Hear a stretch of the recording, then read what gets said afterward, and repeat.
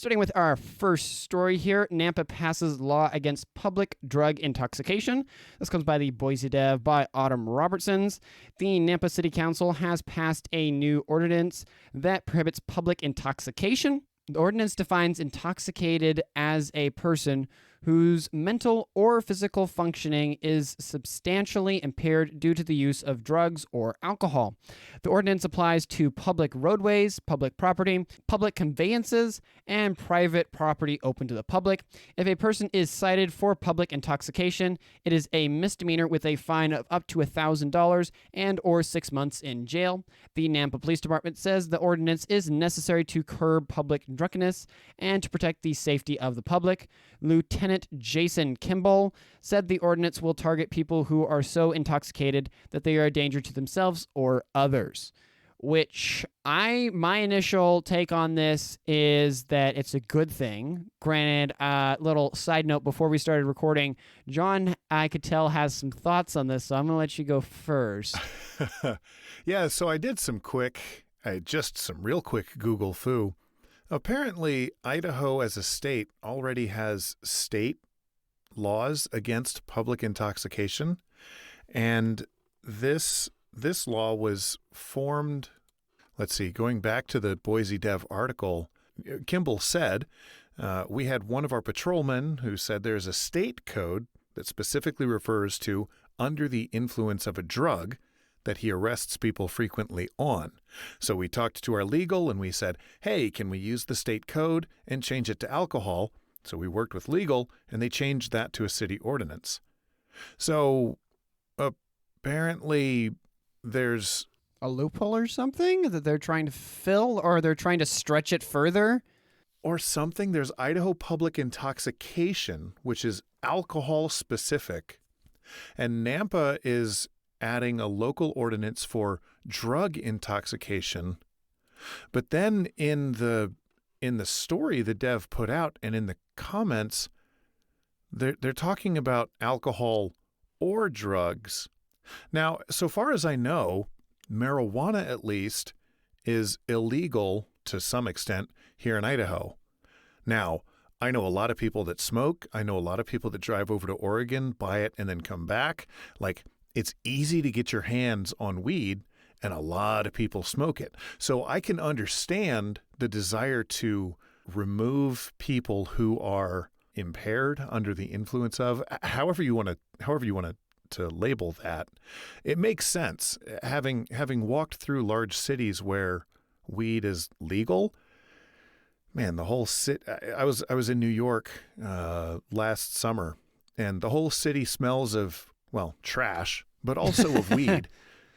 And there's people everywhere who are under the influence of something. And so one side of me says, well, this seems like a good idea because we don't want our cities devolving to that. And I agree with that entirely. The other side of me says, well, but if we already have laws on the books to take care of this on a state side, why are we adding more?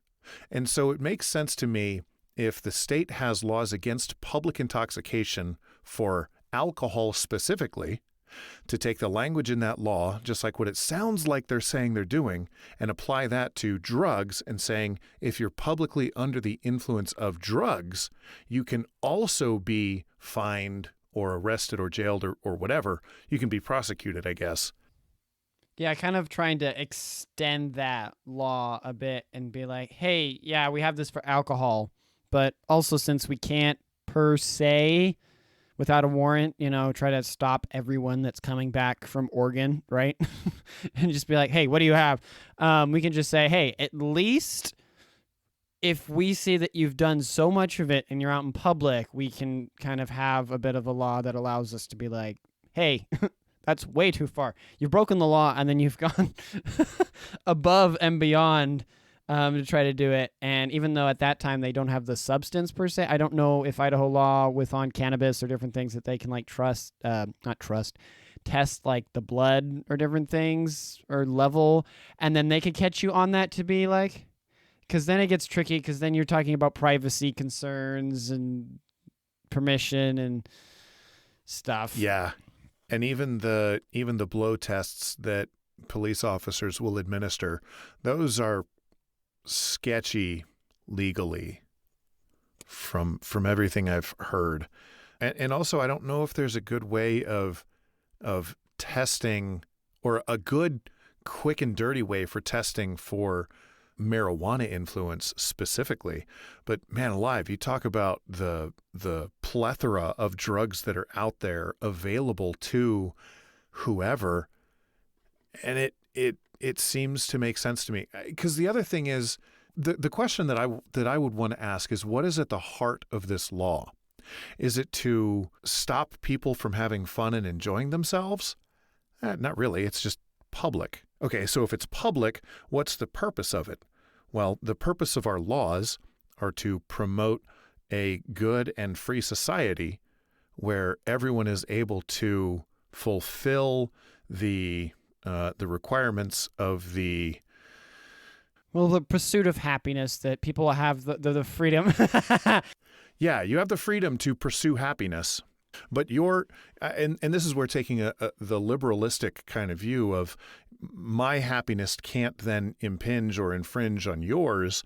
Well, if I'm intoxicated, chances are good I am infringing on your happiness. Or safety as well. Or safety. And that's something they bring up in a couple of the articles I pulled up to dig into. They talk about safety quite a bit here, saying that, well, alcohol is related to a lot of things.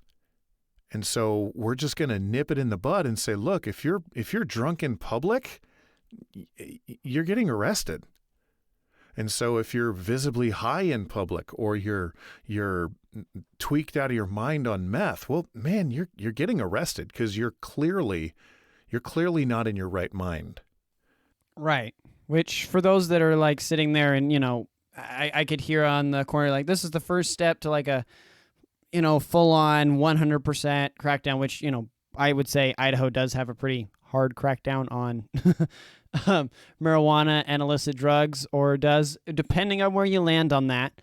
I would say that it's not sitting there and trying to, the example I give is kind of like prohibition or something, that going back to alcohol, which I think is a great background example for it. Alcohol, there was a time in the United States where we experimented with being like, alcohol is banned, right? Can't have it, just overall alcohol banned. And that I will admit did not go very well, and obviously it got overturned. But the precedent that was then set, and I think it was a reasonable one in that situation, was set, okay, cool, you can't have, we're not going to ban alcohol to the general public, but if you can't reasonably consume it and you start being a threat or a danger to everyone else's pursuit of happiness or safety in general in public spaces in life, then yes, we can put you in jail for that because you're jeopardizing the public.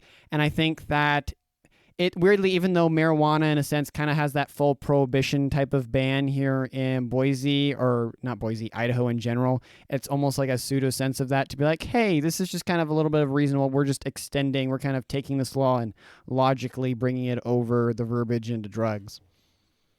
Yeah, and it seems to me like, if it could be a slippery slope. And this is where I'd love to see our state and city council, and I know I'm going to get a lot of pushback on this next statement, but hear me out. I would love to see our state and city people actually legalize more drugs, but then criminalize using them in ways that are bad for society. So, like being publicly intoxicated, alcohol is not outlawed. Right? You can drink. You can drink in a bar. You can drink in your house. You can drink in your friend's house. You can't drink in your car driving down the street. You can't drink walking down the sidewalk. I feel like marijuana should be kind of in the same playground. Like, it's a drug. If you want to go intoxicate yourself with it, that's on you, but you can't do it here and you can't do it there. You can do it in those places that are private. And that's right. Where I think it would make sense to me. Yeah, I mean, I had a coworker friend, still a friend, he's off doing some other stuff. He's not a coworker anymore, but still a good friend. And he would often, voice the sentiment that we need to pull away the regulation stuff. And I'm like halfway there, We'll put it that way to your position there, John. I see the points you're giving, but I'm kind of in this middle where I don't think the level of stringentness that Idaho's restriction on marijuana has is reasonable, maybe is the word I'm thinking of, that I think Idaho should allow it for medical uses for prescription, where there is an in-between. There's a person that's being like, hey, this isn't like you can come to your local store and just get it willy-nilly. But, if a doctor prescribes it, then yeah, I'm going to give you marijuana if there's a medical benefit, if there's a use, right? It's beneficial to human flourishing then. I think Idaho should allow the books and for medical industries in the state of Idaho to start doing that and allow that and give doctors that option. Now, as for recreational use,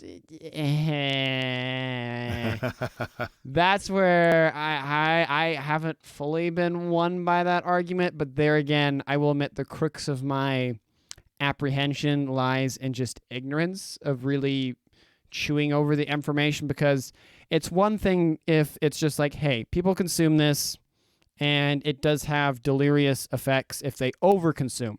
We know with alcohol, if you don't overconsume, it actually does have some benefits for the body, and it can do good things for you. Little bit. Very little bit. But the amount of damage or harm to the human body with reasonable consumption isn't staggering, we'll put it that way. But with marijuana, one of the concerns that I have, and I haven't dug into it, is that it has a habit of just very much making someone very like slothful, very kind of placid, which I could see in some drug cases. Like if someone's got a mind they're just anxious as all get out, right? And you can have these controlled small little doses that would help them kind of calm down. I think that's a great use of it. But I could also see where as legislatures, when we're sitting there trying to pass laws that are for the betterment of society, right? For society to be flourishing, for everyone to have that pursuit of happiness, right? For everyone to be able to have true freedom, that allowing a drug that makes people more slothful and tired and lazy might not be the best thing to encourage into that society. But that's more my angle on it currently. Yeah. My quick rebut to that would be that you could make the same case against alcohol or tobacco or sugar, and because you can say sugar is good, yes, but sugar in the quantities that we consume it is not good. And so we could legislate from on high and say, look, you're only allowed this much sugar, and then you're cut off. Right. This is why I like this ordinance against public intoxication, because we're not saying, well, I mean, it is illegal to possess marijuana, but what this law is saying is that, look, if you're smoking it in your home, okay, it is what it is. If you're smoking it in public, well, now you're breaking the law. And so I like where it's going with that, because yes, I would say that for the vast majority of people, the smoking of marijuana is not healthy. The doing of meth is not healthy. The drinking of alcohol is typically not healthy. Same with tobacco. All of these things are not healthy. Also sugar and overeating and not exercising and sitting at your desk for too long and not being with your family and not going to church. Like the list goes on and on. Right. The list of things that we do that are bad for you goes on and on and on. But again, going back to what are our laws supposed to do? And that's where I do like, I think, and I'll be ruminating on it for a while now, but I think I like this law where we're saying, look, you're just not allowed to be intoxicated in public. Right. And I mean, springboarding off that and meeting kind of in the aisle, we'll put it that way. I think, and here again, if anyone's listened for any length of time, I probably mentioned it. I don't remember when, but I do enjoy listening to Michael Knowles, and something that he mentioned that I've kind of picked on that was very interesting is that, yes, the age-old issue, well, you can't legislate morality. I think I would argue that we're currently learning in the American political system that experiment of the 20th century of not legislating morality in some areas, right, has not gone great. But what does that mean to legislate it? Well, that would be that, okay, cool. If you, in this case, drugs, right? If you want to do that in your home, you want to have that certain level of, physical deterioration, the dangers that come with it, right? The addiction, yada yada. If you want to do that in your home, cool. State's not going to come busting down your door about that. But when you're coming to this public square and when it could start affecting the rest of society beyond your home or your small little neighborhood, right? That's when public law and legislative morality is like, well, yeah, kind of like voyeurism, right? If you want to be in your home walking around and husband and wife and not wearing any clothing around the house and you've got the drapes drawn, cool. But no, you can't do that going down the road because society as a whole has legislated that that's not good for human flourishing. It appeals to the base desires of the mind and tempts others.